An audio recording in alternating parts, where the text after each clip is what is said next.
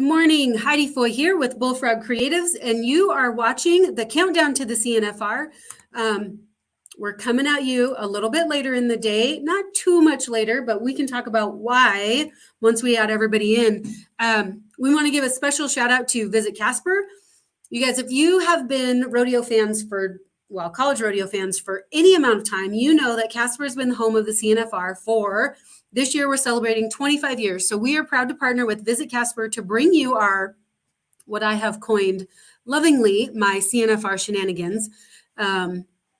We're happy to partner with Visit Casper. I'm happy to promote some local things that are going on. If you guys are going to be in town this weekend, check out David Street Station. There's some stuff going on. Sunday is the Western Fest to kind of kick off the week, which, you might think, wait a second, it's a little bit early for kicking off the week, but it's really not. Actually, I think Western Fest is next weekend, not this weekend, but next weekend to kick off that first CNFR week. So if you're not going to the Sunday performance, then you can check out Western Fest to kick off the week. But let's talk about next week. So I can almost bet that there are some contestants pulling in, maybe some student directors pulling in this weekend, because setup of the arena is going to start Monday, Tuesday. You'll probably see all of the panels in and the arena set up, I'm going to guess by Wednesday, and then they'll have some meetings on Thursday. They're going to be good to go and hitting the ground with some stock in the arena probably by Thursday afternoon and Friday. It doesn't all happen overnight, so we're going to see some stuff happening next week in our fine city, and we're going to see some horse trailers start pulling into the fairgrounds pretty quickly, I would guess. For those students that are traveling a little bit farther than others, they're probably going to want to acclimate their horses. So you'll see some activities. So it's time to get ready for the CNFR, you guys. Also, something to note, this is the 75th annual. Every time I say this, I think about 2020 because we didn't have one in 2020. Typically 75th annual CNFR. So these guys, this rodeo has been happening for many, many years, and we are so proud to actually call ourselves the home of the CNFR. I believe it's been here the longest of anywhere, and maybe our guests can speak to that. So speaking of guests, I have Miss Jimmy. Thank you so much for joining us. Jimmy is the student director for the Rocky Mountain region, and Mr. Brandon Edwards of the Rocky Mountain region, our faculty director. So we already talked about how we're getting a little bit of a rough start to our summer. Some of us more than others. I feel like my children have gotten a rough start to summer as they are both in some type of medical device right now. Jimmy, I hear you are kind of overcoming some struggles of your own. Yeah, we kind of had a little misstep at the second to last rodeo this spring and got a little fracture in our leg, but the doctor said nothing like internally is torn, so that's a good sign, and he's pretty confident that I'll be able to at least do something next week. So we're just gonna go for it and see what happens. Only in the rodeo world would somebody say a little fracture. I guess. It's just a little fracture. Yeah, like I think it's just more dumb than tough, but we'll just go with it. At least you have admitted that, so we don't have to worry about that. But and Brandon, do we even want to know what's going on with you? No, just yeah. We'll be at the CNFR. We'll be in fine form. Everybody's going to be smiling by the time we get there. You don't even want to tell the story? It's just typical rodeo parent family. I played tag with the kids, got my foot in a walking boot from tearing some ligaments in an ankle, and about 7-8 days later had a kindergartner on the monkey bars with a broken arm. So we're just going to show up basically just looking like we've been hunting wild bears and showed up a little bit beat up, but it's CNFR time. You're not going to miss it. Not like you're going to turn out and not show up. Yeah, absolutely. And so maybe you guys, how long have you guys, Brandon, how long have you been coaching? Well, tell us where you're coach. I think for those of you guys that are within our recruiting community, you'll recognize Brandon. But from our platform, you've been with us before, but remind us where you're coaching, how long you've been coaching, and how long you've been a faculty director. So a coach at Colorado Mesa University, head coach, and I've been coaching there since 2018. And this is actually my first year as faculty director. So let's go over the position over the last year's voting. Been to one meeting so far at our winter meeting in Vegas, and frankly was actually just incredibly impressed with the process. Kind of always known from dealing with other coaches and the front office staff of the NRA, just how professional of an organization we've got. But frankly, the amount of information that passes through those board meetings and the professionalism of the men and women in there, students and faculty advisors alike, was quite impressive to me. It's something I've really enjoyed. And so hopefully we get to keep doing it for a while and being a part of the growth of the association. Yeah, absolutely. So it's nice to have you on this side.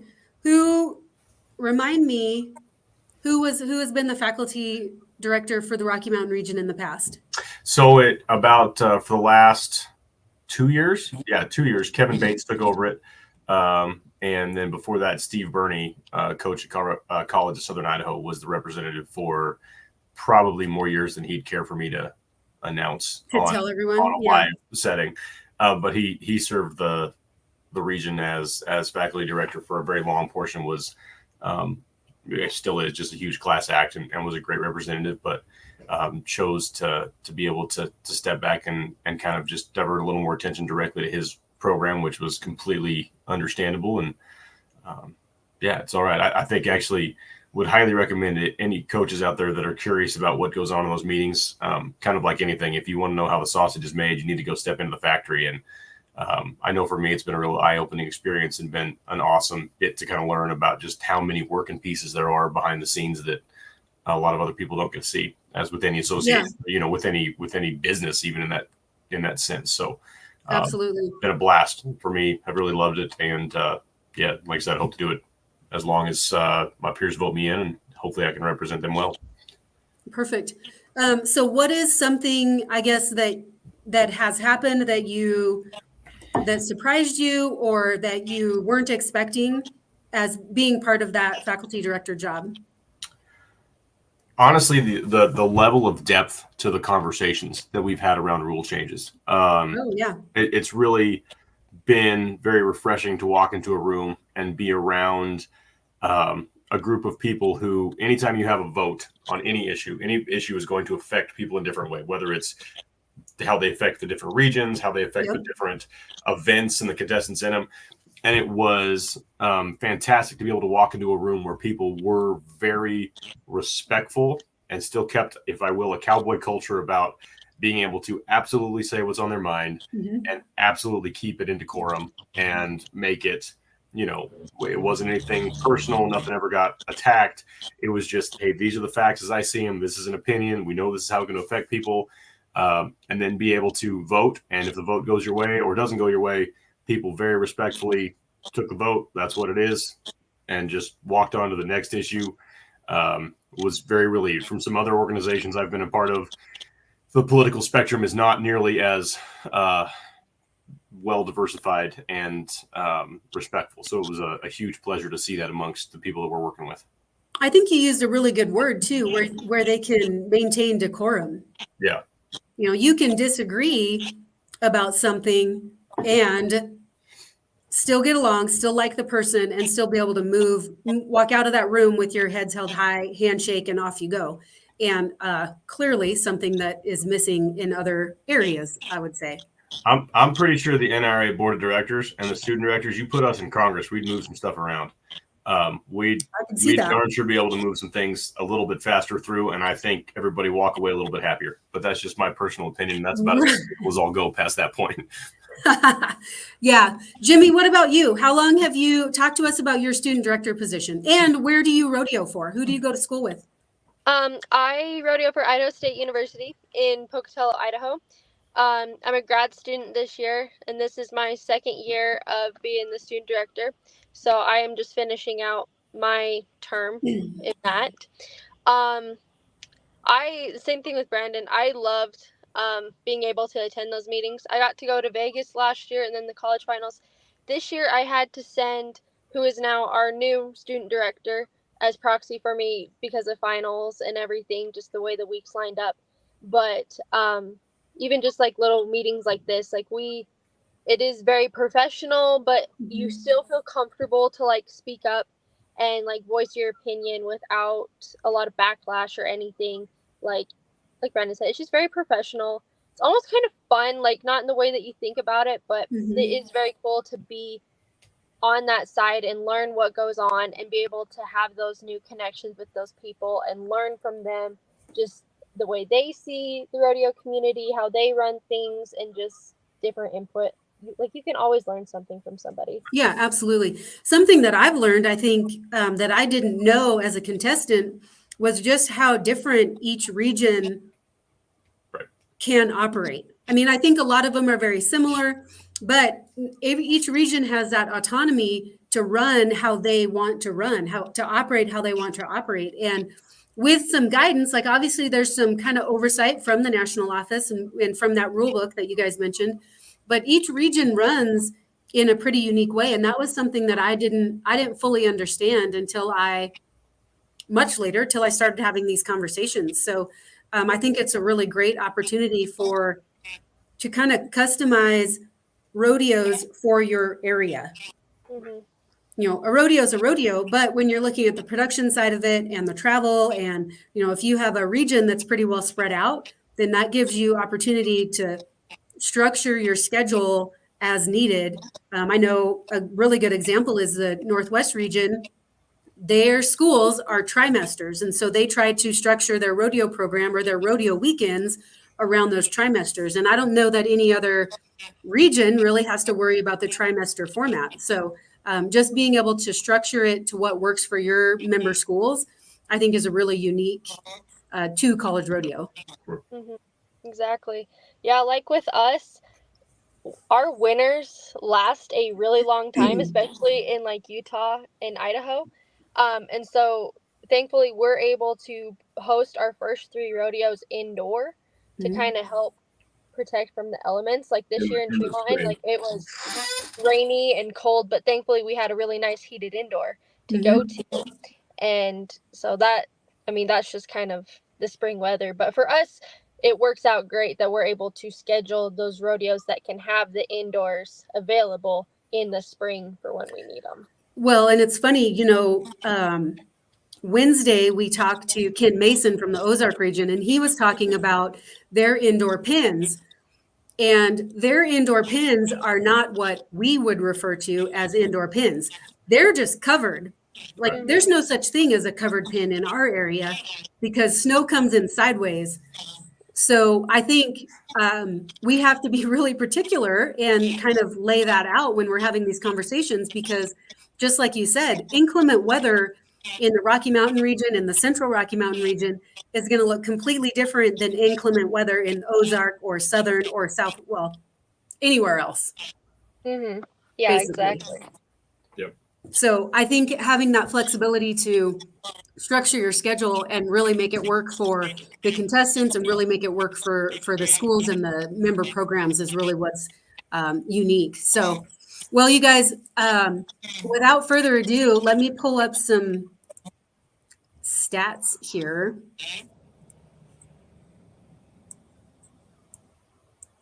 All right, who wants to take over? I'll talk about the men's, so Brandon can talk about the women's and kind of go from there. CSI, as usual, they have a great team. Kelly and Steve have a great program set up. Those rough stock riders really do well, and also some of their timies. They had some really good timies come through this year. I'm really excited to see how their rough stock does this year, especially their bareback riders. Darian and Sage and Coy, they're like 3 really good friends. They travel together everywhere. I saw on Instagram last night that they went up to, I think, Washington or Oregon, and they're just hitting like a bunch of trails together. They've hit clinics and camps together. Like it's great that they've turned something they love into like a friendship and an activity like outside of rodeo, like because that's what it's all about. Like we do it because we love it, but it's also for the friendships. But they are also riding incredibly tough. They you see them on the standings for many different rodeos. All 3 of them made the Wilderness Circuit finals last year. They just are a really tough set of riders, and I'm really excited to see what they're going to do and just how they're going to finish out. It's sad that we're losing at least 2 of them. I don't know about Coy, but I know Darian and Sage are leaving, but I'm excited for them. It'll be fun to watch them. All right. How about Utah Valley? Utah Valley, it was a dogfight, let me tell you, between them and our boys, Idaho State University. Like, it came down to the short round at UVU, our last rodeo, to see who was going to get that second place team. But they have a great set of guys. Obviously, theirs is composed of timed event. Sam Carson qualified in the bulldogging. He has been doing awesome this year, just big old kid. He's also a very great person as well. Kelly Wardell actually gave him a special award this year that he created called, was it like Spirit of the Cowboy or something like that? Kind of talking about how this kid goes beyond and above, or whatever the saying is for that, about helping people out and just being a really great guy and stepping in, helping people, whoever needs it. Like, I think That's cool. four of our like 12 or 16 bulldoggers this year rode his horse, and he hazed for at least 5 of them. Like, Wow. It's pretty awesome. Their team ropers, they have some great team ropers that are going to be there. One of the teams that placed 4th in the nation last year is coming back, Wyatt and Jace. They're always a fun one to watch, so they'll be good. I'm trying to think who else is going to be there with them. Great calf ropers as well. Like, all around a great timed event team. They're going to represent well. Shane does a really good job at taking care of his kids and help set them up for the best results possible. So they'll be very well represented as well. Great. So I just want to remind some of our watchers, or our viewers, as it were, we take the top 2 teams, excuse me, take the top 2 teams that qualify from each region and the top 3 in each event. And then for all around, the top 2 all around, is that right? The top 2? No. Top 2. Yeah. Top 2 all around can bring their events as well. So Can bring 2 as we go through, we're going to talk about each one differently. So once we get to the all around and the individuals, we'll talk about 3. But I just want to kind of give us a little bit of heads up there. All right. Oh, look at you. I see why you wanted to have him talk about nice the to me, women's. Yeah, we were really blessed this year. It's such our region, especially the ladies events, was tight this year. When you really look at the standings down each individual event, I mean, there was a lot of, real tight competition in all of them. We got blessed to come in number 1 in the region as far as CMU. Our dynamic really changed as how we go through the qualifying set. For the girls we nominated, we ended up actually taking the same team that we took back last year. By all 4 girls that made it last year as the reserve champ team will be the same 4 girls. And we got lucky because one of those was a barrel racer who actually took last semester, or the first fall semester, off. And in 5 rodeos jumped up high enough to be in the top 30% mark and was the highest 4th place on our team. So we're taking her back, but she did it on 1 semester. But it really, to be honest, at no point was it really out of reach for Utah Valley, because they have got some girls at her hands. Obviously, Skyly Draper, Ashley Barrett in the GOATs, Maddie Roche made it in the GOATs this year. She's just a stud, and I'm really excited to see what she's going to get done. And then, Utah State Eastern being right there behind it have got multiple girls in the barrel racing, and actually had a 3rd girl that was 1 spot out of the barrel racing. And are just, you want to talk about a school that's packing some horsepower. 2 of those are nominated for Horse of the Year coming out of the region. And I'm actually really excited to see what they do at the finals, because I think that arena could kind of fit their setup pretty solidly. They showed a lot of diversity. Like most regions, ours does have a pretty big parity between, small arenas and big arenas during the time of the year. And both of those horses that are going to show up from Eastern actually did pretty good in both setups. So all in all, we're sending some big time talent this year. Obviously, we've got Zoe Bedke returning from Idaho State, former national champ. So obviously she feels comfortable in Casper, has been there multiple times and had some success. So she's 100% in the mix for some of the things that she can do. It's going to be fun. I love getting to go to Casper. I mean, the regular season points are obviously something that we, can brag on or feel good about, but you get there and it's a clean slate, and man, everybody hangs it out there. It's pretty fun to watch. Well, so you brought up one thing in particular is the arena size and what you guys compete in year round in comparison to what these contestants are going to see in Casper. I know y'all might have a little bit of a heads up on this because you're competing in different size arenas year round. You're competing in those indoor facilities that are closed in. I feel like not a leg up by any means, but if you can mimic the size of the arena, the size of the pattern, kind of the setup, I feel like then you kind of have just a little bit of an advantage for your horses and for your own mindset too. So there's that piece. And then as I'm looking through all these colleges for men's and women's, one thing I want to point out is that something that's unique to college rodeo and different from like NCAA sports is that 4-year colleges compete against 2-year community colleges every weekend. And there's no divisions. It's not set up separately. Like we all just compete against one another. And I think that's really unique. Do you know what the ratio is for 4-year versus 2-year colleges in your region? In our region, there's 3 junior colleges. There's Snow College, Colorado Northwestern Community College, and College of Southern Idaho are traditionally all 2-year colleges. And the other 11, there's 11 total, and the rest of them are all 4-year universities. Now, there's a few other colleges that will sporadically jump in and have independents that might rodeo for them, kind of off and on. But for the most part, I think it's 3 and 7, 3 and 8, basically of junior to 4-year. So we lost Jimmy. Hopefully she'll come back in here. So you mentioned something else, independence. Talk to me about, I think each region probably sees 1 or 2 independents. Is it real common in the Rocky Mountain region? We only had 1 student rodeo as an independent this year. And they actually came from Utah Tech University, which was formerly known as Dixie University. So we had 1 young lady that rodeoed from them independently. But that was it. We have in the past had a couple of students from BYU Rexburg that have come in independently, and but not this year, just the 1.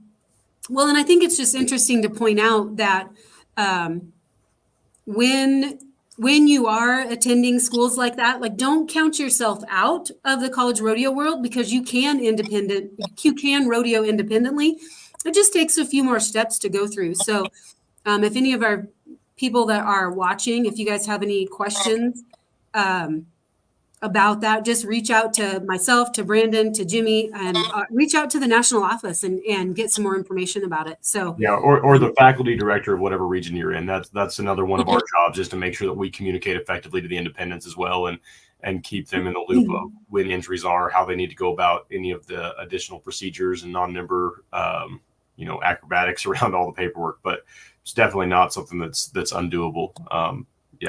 Quite possible. For sure. All right, well, let's keep moving through men's all around.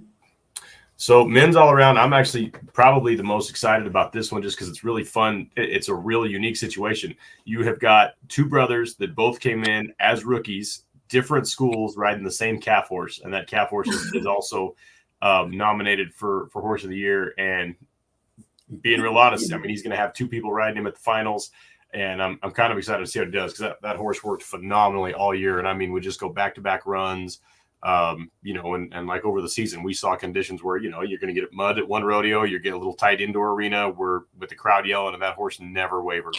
So, oh my gosh. Definitely excited to see Blake and TJ and what they do on that little black horse, because he was fun to watch all year long. He was. And Blake actually told me, because we were talking about him at the last rodeo, and he's like, all the glory goes to TJ. He's the one that started him, seasoned him, hauled him when nobody else wanted to. And he's like, he's the reason he is what he is today. So that's really cool, too, that he's something that they have made for themselves. Yeah. I also, like, the first thing that comes to mind is, do they take turns taking him home for practice, or like, is there leg wrestling involved? Who wins that? Rochambeau, like that part that's a family matter that I'm not going to get involved in. yeah. Yep. Yeah. But I mean, it's going to be really fun to watch because so Blake and TJ, obviously, they tie down rope, but then the majority of their other points in the all-around came from them team roping with each other. I think, did they end up third or fourth, Jimmy? I know their team roping because I saw their name on entry list, but I think they ended up in the fourth spot. Right.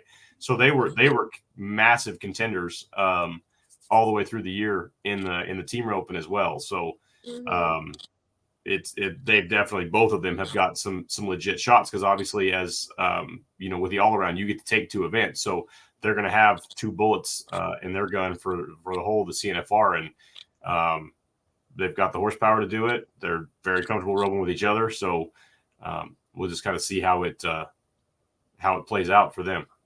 That's cool. That is cool. All right, let's scroll on down. Women's all around.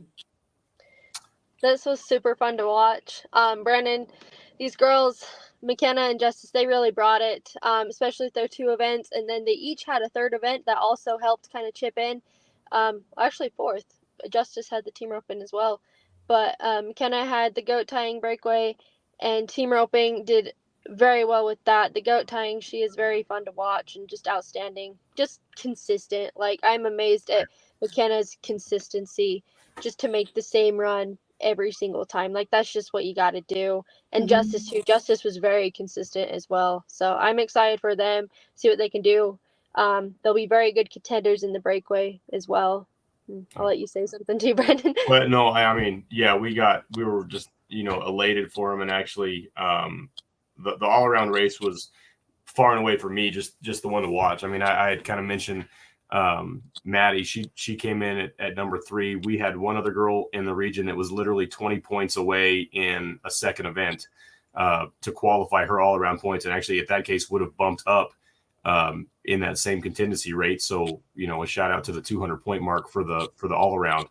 But I mean, Dally, Ashley, as you can see, it goes Comesa, but then it goes, you know, 4 out of the next are UVU girls. So when you really talk about the UVU scenario, it was, man, they had some that brought it, because actually there's probably another, if you look at the standings, I think before we had them extended, they had another girl in the top 10 in the all-around standings. So they had multiple athletes that were pulling at least 200 points out of their 2 events to be eligible for those all-around prizes.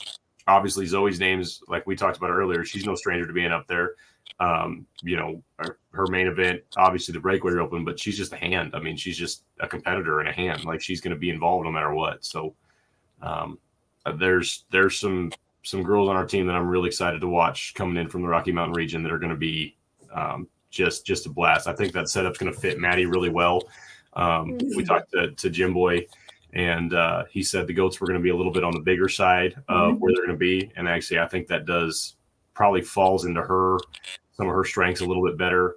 And Dally's horse ran good for a couple of them rodeos. And man, I don't know that, you know, the CNFR to me is like watching the Super Bowl. Like, you can bet, you can compare stats all year long, but man, it's 3 runs and a short round on just pressure packed, you know, and it's like every rodeo that, you know, it's not like you get to sit there for 5 minutes and think about your run. You know, we push a lot of runs through that arena really fast. If your name gets called, you better be ready. And it becomes so much more about the mental prowess of people, about being able to focus, clear your mind, you know, see that microcosm of the event, kind of blank out the noise, if you will, but yet not get so tunnel vision that you don't have a chance to see where you need to make adjustments and go. I mean, you just nod your head and make it as right as you can in the moment and take it. So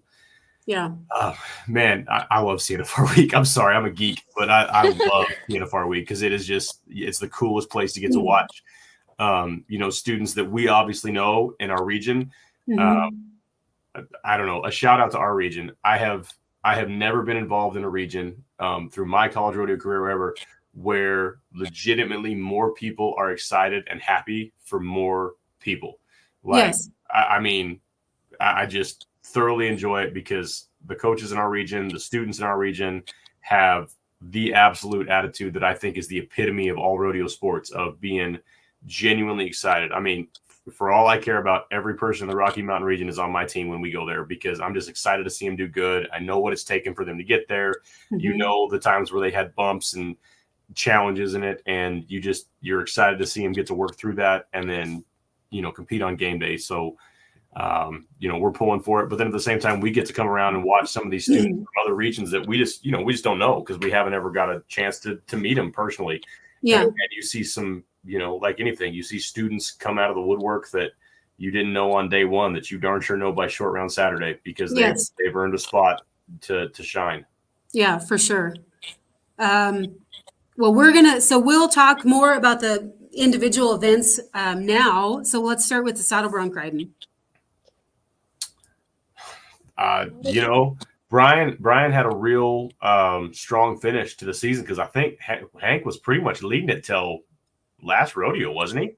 Yeah, I was really surprised. Like, when you read that Brian had passed Hank, I was like, whoa, like, I didn't see that coming. But like, not to take anything away from Brian, but I guess I wasn't aware of just the situation that there was. Yeah, and so that was really cool for him to come from behind and pull ahead.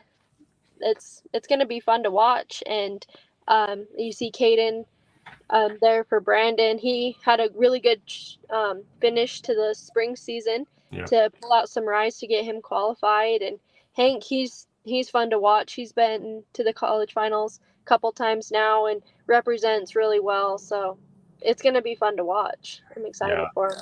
So just to brag on Caden, because obviously he's my guy. So Caden wasn't able to rodeo in the fall. He had a torn labrum actually from the spring in 2023. And he didn't get cleared. He went through some pretty severe rehab and some stuff, and he didn't get cleared until like 2 weeks before the first spring rodeo in March. So he only got a little close. Yeah, we were a little bit nervous for him, but and not gonna lie, his first rodeo back, you could just tell that it was almost a little too quick mentally to come back from like being able to trust that arm. Yeah. And I just got to give a kid a shout out, because I mean, we ran in practice horses every week, and man, he just kept getting on and kept getting on and kept getting on and kept working out. And by the end of the season, he looked like old Caden with some confidence underneath him. So I just, as a side story, I was pretty proud of that kid for what he did. And very cool. Coming back on top of him. Yeah. Yeah. All right. Bareback riding. Yeah, it was a good year to watch. Honestly, all four of these guys are great riders. Tyson actually broke his thumb. I can't remember when was it in CSI? I can't remember. Yeah, he broke his thumb. So, yeah. Yeah, which Tyson is actually our bull riding champion. So he broke his thumb on his bareback riding hand, but he rides bulls with his other hand. Right, switches so he was able to pull that off, which I thought was really incredible. Like, to jump on a bull with a broken thumb, not what I would do. But so that was kind of sad to see him taken out of it kind of soon. But like I talked about before with the men's team, like these three bareback riders, they're going to bring it. They're tough. They push each other. Like Sage and Darian, they were neck and neck all year long, but you're going to see them cheering for one another, screaming, super excited. And they're just very talented as well. Like everybody, granted the bareback is at the beginning of the rodeo, but like everybody watches the bareback because these three are just so fun to watch. Yeah. I would challenge you a little bit on your thinking of not getting on a bull with a broken thumb, because sounds about the same as getting on a goat horse with a broken leg, right? I mean, it does. It sounds very similar there. That's a good way to put it. Yeah, jumping off. At least it's not my impact leg. That's what I'm thankful about. That makes it way better. Yeah, the goal of bull riding is to stay on. The goal of goat tying is still to get off. That is true. Yeah. I had to point that out. Thank you, guys. Speaking of bull riding, yeah. Yeah. So our bull riding, actually, just for our qualifiers, actually our third place bull rider coming in is going to be Carson Semper, CSI. We did have some eligibility issues on a couple of our students that weren't able to rodeo in the spring semester. So Tyson, Austin, and Carson, I believe, are three. So Okay. or no, Jasper. you're right. Tyson, Jasper, and Carson. My bad. Thank you for that. I apologize. Yep. Yeah, but I mean, all guys that they're gonna dang sure get on whatever gets run in the chute and take a ride at it. And I think by that point, we're really kind of hoping for Tyson to get be healed up and be 100%, because I think he's got a pretty good chance. For sure. All right, tie down roping. There's some Boulder boys again. Yep, and Boulder boy. Drake is our repeat champion from last year. He won the region last year. He's, like I said, he's consistent, like same run every time. He's super fun to watch. His calf horse is amazing as well. I think he had a couple guys jump on him this year. Super fun. And then, like Brandon said, those Bowler boys are super tough, super competitive. And they're freshmen. That's going to be the fun part to watch them, is put that name on the list, because I don't really see them not being contenders for the next 4 years in a row. Yeah. Exactly. All right, perfect. We'll keep on scrolling here. Steer wrestling. Logan, he's fun to watch. He's just gritty. Like, he's gonna get down and he's gonna give it 100% every time. That's really what it was. Like, it doesn't matter if it's rain or if he has to like fling at the bulldog, which he doesn't, but that's just to kind of describe his character. He's just gonna get down no matter what, because he's in it. I don't know what I'm trying to say, but yeah, he's very gritty. He's tough. We got it. He's tough. Yeah. He played the entire time. Actually, his first 2 years in the region, he was playing D2 basketball at the same time as he was bulldog and rope and calves. He's definitely an all around contender in there as well. And same, he's just, I mean, he's an athlete. I mean, he's the definition of an athlete. And I'll absolutely echo Jimmy when she calls him gritty, because absolutely zero quit in that kid. Even when a run's gone south or going sideways, he's still going 100%. Cool. He's in. Dane, really was impressed with him the second half of the season and how he came on. I felt like his form got really just crisper. Like, I mean, he always had good mechanics, but really last couple of rodeos of the year, you watched him kind of just with a smoothness. And honestly, actually the same for Sam, and Sam's improvement from last year to this year was just phenomenal. He's also just another one of those guys, really natural built. I mean, he's built like a bulldogger, to be honest with you. He's wider across the shoulders than I'll ever be. And, pretty tall kid. He's over 6 foot and just, definitely looks like an athlete. This year he looked like a bulldogger, just real smooth, confident, had better horsemanship, his ability to actually get down and stay in the pocket and, and hold and make things right. He'll be, another one that I think to watch. Perfect. I agree. And I would just point out too, this is something that we've talked about in some other regions, but the point spread in each event has been pretty tight there at the top, which just indicates that competition wise, everyone's on a pretty level-ish playing field. And where contestants start to kind of set themselves apart here is in the mental game and kind of how they can handle the stress. Yeah, so I don't think Logan misses steer all year. Not that I remember. I think he went 10 for 10 out of first rounds easy. Just consistent, and even if that meant that maybe some of his, qualifying back to short rounds one were purely on grit, if they meant coming back to the 8th and 9th spot, he's just one of them kids that mental game, he's never going to take himself out of it. Even if that means coming into the short run in a low spot, but then he's going to get another run at you and he's probably going to end up, right up there. So, yeah. Exactly. Very cool. On that one, too, Right. the Bulldog, and a shout out to Hayden Williams. So Hayden actually did not go to school for the fall semester and came out 30 points out of making it on 5 rodeos in the Bulldog. He had an absolutely world-class second semester, and he missed it. He missed CNFR by 30 points on only going to 5 rodeos. So he it was his senior semester, so I'm kind of going to be bummed not to see that kid back. But it was actually really fun to see him come because, man, he lit a fire in everybody when he came back in that first rodeo in the spring, because he basically had to go at it with reckless abandon, knowing that was his only chance to make it. Yeah. And his, just to be clear, like his stepping out of school in the fall semester was purely on him. Just he went and got a job and was saving up some money for college. It was not an academic issue. I think the kid's like a 3.6 or 3.7 student. It was purely just a life choice on his Make part some money. of what to do. And Exactly. yeah, man, if there could have been one of those guys, if there was a nomination system about who you'd nominate as you know, a ringer or somebody in there, he'd be a guy that I'd put in. Yeah. Well, I appreciate that. It's impressive. Okay, so team roping is a little bit harder for us to talk about because we can't see the headers and the heelers at the same time. So let's talk about our team rope and headers. It is, wow, Snow College, this team just came at it this spring. Like, I think they had a decent fall, but usually, like, Owen, the second place header, and his partner Garrett, they were quite a ways in the lead this coming into this spring, and they had a good spring too. But like McCrae and Preston, they came at it and they put on a show. It was super fun to watch. Fun to watch. And this team roping got really wolfy, especially at the last two rodeos. I was going to bring that, specifically. yeah.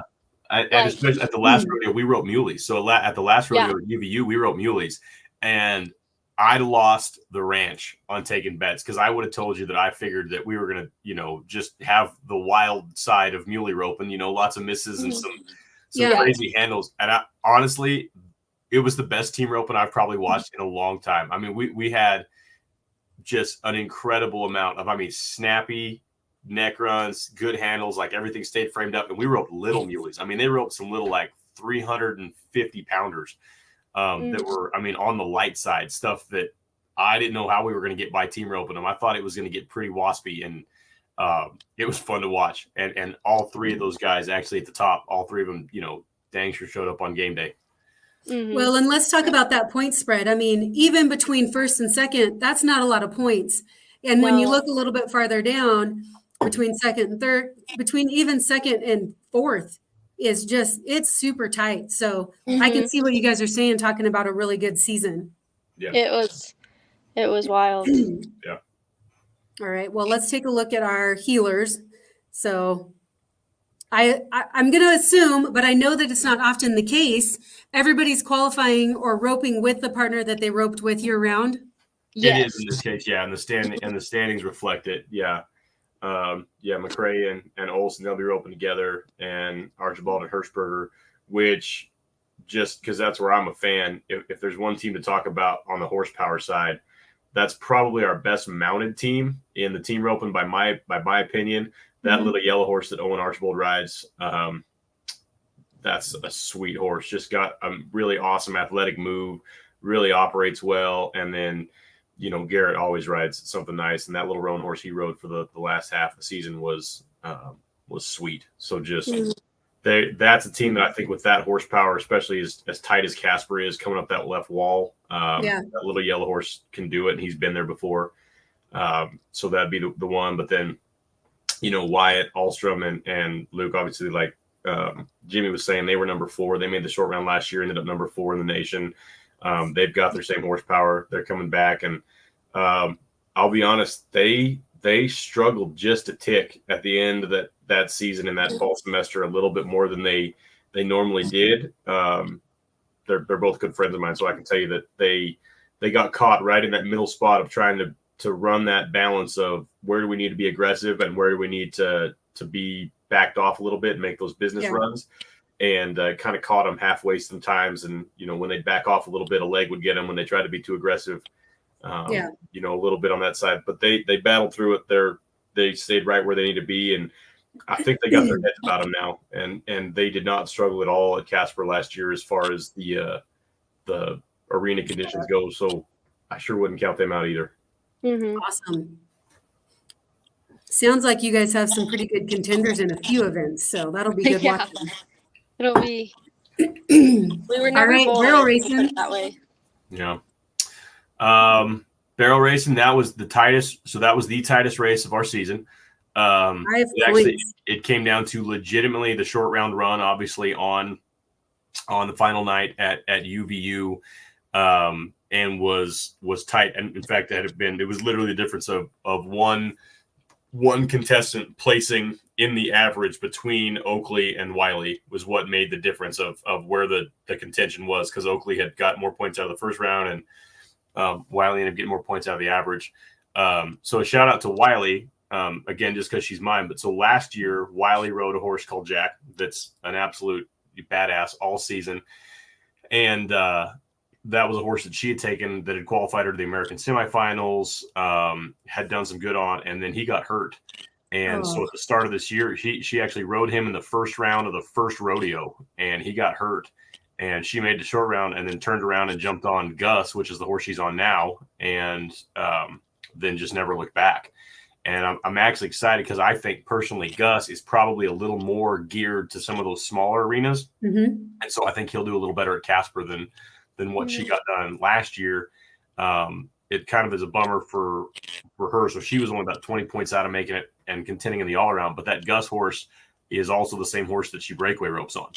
And so would have been really cool to get to see him featured in two events at Casper. But I still think she's good. And then that gray horse that Oakley Giles is running on, he's 17 and does not look like he has missed a gear. I mean, that sucker is so consistent and just does not matter what the ground is doing. I don't care if it's top of ground, bottom of ground, soaking wet or dry. Like he knows where his feet are.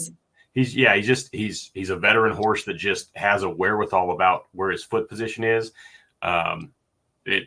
He'll be a contender as well. And same with Sadie. I mean, that the horse she's riding is just fun. And the barrel racing all year. I mean, Sadie Mendenhall came in really strong in the spring. Had she had the same fall that she had in the spring, she'd probably been second easy.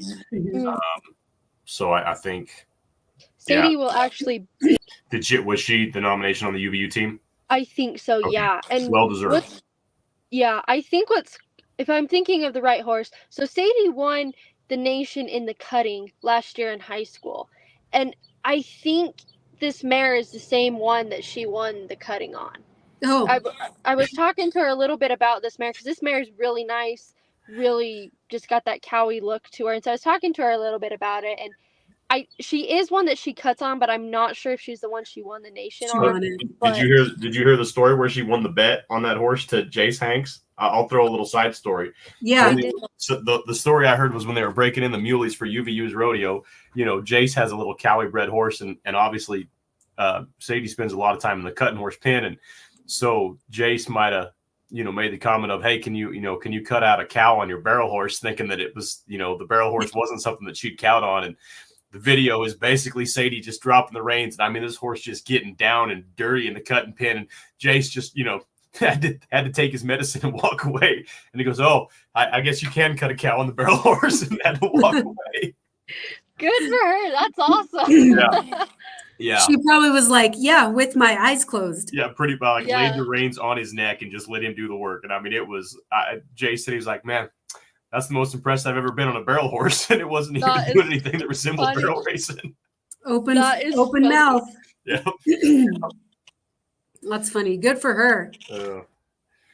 All right. I'm really interested in watching her now. So that'll be one to watch for me. Breakaway roping. Yeah. Yeah. She's a hand. This one was kind of one of those that came down to the last rodeo as well. Kaylee had a really good finish to her year. Kaylee's an awesome breakaway roper as it is, but she kind of had a couple rodeos where she struggled a little bit. But in Colorado Mesa, she came out, won, I think, short round or long round, short round, and average. I know she at least won the average, but I think she won the other two as well. Just put on a show. And so she'll be fun to watch. She's been in the top 3 in the nation before, so she is very comfortable in Casper and is ready for that. Like we said, Zoe is a past national champion. This is her 4th time there. She's very comfortable and confident. It'll be fun to see what she can do to finish out her college career then. And Fallon, for her first time at college finals, I'm excited for her. She has roped very well this year. She came out and won CSI right off the bat to start the spring season. Had some good runs throughout the spring as well. she'll be super fun to watch. And then Skylie will be there as part of the UVU team. She's really wicked at getting that first shot, 2 swings right out of the chute when it's there. Been really impressed with her on that. Justice will be there as well. She has really stepped up this year, and it's been awesome to watch in the breakaway. I'm really excited for her to have another opportunity to compete at the CNFR, and this year in the breakaway as well. So I'm excited. The breakaway, obviously I'm a goat tire, but the breakaway is one of my favorite events to watch at the college finals because of how quick it is. This setup is amazing. I wish I had the chance to rope there because they set it up so perfectly. That catch pin is in the top right corner of the arena, so those caps come out and that crossover is right there. Right there, yeah. I'm excited to see what these girls can do. Yeah, really good point there on the setup. Yeah. And Zoe, I'm really excited about watching Zoe again. I don't know. I'm telling you right now, I got a feeling like I think Zoe's gonna have her another year, because one thing that has impressed me about her over the last probably 3 seasons is honestly the diversity in the routes that she's taken to get to the finals. Like, she has had a year where it was a bang up year. She was a region champion. She's had a year where she's come in, in a second place spot. Was last year, Jimmy, am I wrong? That, I mean, she had to win short round and the average at the last rodeo to get into the number 3 spot. Like, just had a year where she struggled for her, sure. I mean, she was up there. And I mean, just take the pressure. Cool, calm, collected. She's just someone who's, you're not going to rattle her. Whatever the situation demands, she's going to be able to step up. Exactly. And last year, Zoe actually had to step on her brother's calf horse at the last minute because her breakaway horse got forgot about that. So she had to just jump on. Obviously, she'd roped on him before, but like, you always want to take your main mount or your comfortable one. Yeah. And she did very well at just jumping on her brother's horse and just going for it. So she's been doing awesome. She does very well all the time. I love watching Zoe. And like Brandon said, she's very cool. Like, it is hard to get her rattled in the breakaway. Yeah. Right on. All right, goat tying. I'm just throwing this out there. I love rough stock, but if there's ever an event you want to watch at the college finals, if there's one event you watch the goat tying. And I truly believe that. And I will tell you why. God bless every other event at the CNFR, but there is another team roping jackpot tomorrow. There's another rodeo that you can go to and enter the breakaway roping. And, many of the guys that are in the rough stock events are already competing at the, their state AMI or at the PRCA level. Yep. And they got another rodeo they're probably already entered in before the CNFR gets out. But the goat tie-in, to me, as the last, for so many of these competitors, it is their last opportunity to be goat tires. And it is the event where more girls just absolutely hang it out there for everything they got left. And there is an intensity in goat tying at the CNFR that no other event has. So it's going to be absolutely a blast to watch for us. And so I think our arena record is, do you know what the arena record is, Jimmy? I mean, I think we're at a 6 second. I think it's actually 5'6". Is it 5? I think it's 5'6" because what's her name? Gray horse, Kristen Reeves, I think broke it, not this past CNFR, but the year before, because I think it was like 5'7", and I think she broke it with like 5'6". Well, and I think what's changed is that we're not using goat tying horses anymore. We're using steer wrestling horses. That's right. I don't know. There's a couple of goat tying horses in there that I don't know if I'd have the guts to steer wrestle off of because they're moving a little fast. Right. Yeah, I mean, it goes to show you like the strategy, but also, I'm privy to the next level goat tying kind of mentor program that Stacey Martin has, and just the finite level of instruction that ladies are getting now, even at a young age, like not even at college, but even in junior high and high school, to be able to step off a horse at that speed. Whereas, when I was still going, it was, there was still an option to use your calf horse and step off in the slide. Yeah, right. And that's just you cannot be fast enough with that anymore. And so the finite instruction about, your drop leg, keep your leg straight, keep your arm down, it just has changed over time. And in an event that you don't think can get much faster, I guarantee is going to get faster every year, Mhm. which blows me away every year. Yeah. Also hurts my back and my knees when I watch. So Right. Yeah.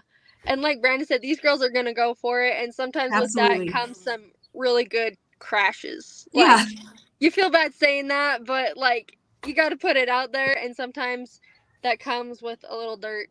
Which Yeah. This is the we've all ladies' been there. rough stock event. Yeah. Exactly. There you go. Yeah. For as far as the region goes, you know, it was kind of a tale of two seniors for me. Actually, when you look at the, you know, the point spread, the point spread actually looks, even with just the 100 points difference or 200 points difference between, you know, first and third, a little wider than it actually felt during the year. You know, McKenna and Justice, I think Justice won the UVU rodeo at the last. McKenna was there before. So, but McKenna and Maddie, both seniors. So it's going to be really exciting to watch them come out and have that opportunity. They're both fifth-year seniors. So both, you know, again, with nothing to lose and nothing to kind of hold back on.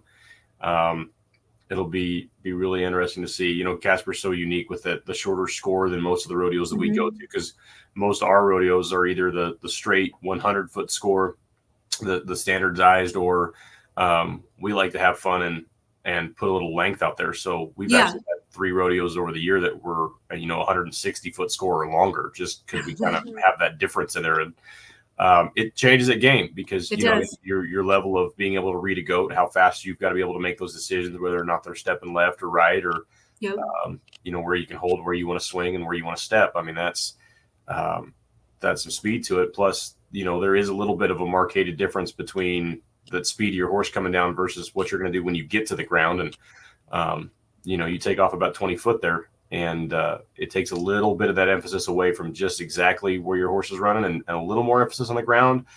But you've still got those girls they're going so hard and so fast coming down the arena. They're not wasting any time from the eye to the stake. So for sure. Yeah, it'll be the one to watch, especially because, you know, in this event we watched how many returning short round qualifiers from last year that we know qualified, you know, again this year. So yeah, absolutely. Yeah. Well, who else do we need to talk about that's coming in? I mean, I think you guys picked up everybody that was coming in on the team that maybe wasn't in the top 3. What else do we need to know about the Rocky Mountain region? Come join us. We're a great bunch of people. I don't know. Honestly, what I said earlier about this region being the simply the best region I'd ever been able to be a part of in my college career, on just the integrity. And I mean, I get to say this, that's like calling a gold medal shinier, because obviously this is rodeo. I mean, we automatically get the best people in the world in this sport that have that level of professionalism, and there's just a common respect in our sport, and of just the idea of people that are willing to, you know, pick somebody that's broken down on the side of the road and give horses a ride, and, you know, mount out horses whenever needed. I mean, that's the standard for our lifestyle, not the exception. But man, just a great group of people, phenomenal setups, great arenas, good ground. I mean, honestly, we get pretty spoiled in some of the arenas that we go to about the conditions that we get to run under. We don't really ever have a ton of rough, you know, arena conditions going on, where pretty much everybody can be competitive. Pretty decent travel schedule. We really don't have there's not a huge amount of driving for close comparison. I mean, just great group of people, you know, phenomenal viewpoints of where we get to be. And we enjoy it. Yeah. Perfect. Stacy did comment, Kristen Reeves was a 5.5. Thank you, Stacy. Thank you, Stacy. So that just goes to show, I mean, we're getting faster and faster. Thank you so much, Brandon, for your time. I appreciate you, Jimmy, for coming on. I know that we had to juggle some times a little bit, but I appreciate you guys being flexible and still coming on to talk to us about Rocky Mountain region. It was a great hour. It's always blows me away that we can get on here and talk about rodeo for an hour. And I know that we could probably talk about it for another hour quite easily. So for sure. I appreciate you guys' time. Watch for me during the week. I'm going to be kind of reaching out to you guys for more information as I need it. But Brandon, I want to make sure that you are aware of our Coach's Edge Summit. We're going to be holding that in partnership with Smarty, Western Sports Foundation, and Crave Coaching and Consulting. So hopefully we can snag you on Monday after the Slack to head on over for that. If you guys want more information about that Coach's Edge Summit, please just reach out to me. You can reach out to myself, Smarty, or Western Sports Foundation, and Katie Hollingsworth we're all involved in that. Again, want to give a shout out to Visit Casper. What's that? I need the RSVP, so consider yes. the RSVP. Get in there. Yeah. Those that RSVP will be put into a drawing. So, and I will tell you guys, we're super excited to partner with these other organizations. I've always said that those at the top don't compete, they collaborate. And so we're happy to provide value for the college rodeo coaches across the nation, and in turn, only make our sport that much better. So look for some more information on that. Again, want to give a shout out to Visit Casper. Thank you so much for partnering with us this year to not only bring the CNFR back to Casper, but help us to bring our CNFR shenanigans back again as well. You guys, thank you so much. Have a wonderful day, and we will catch you on Monday. Thank you, Heidi. All right. Thank you, Heidi.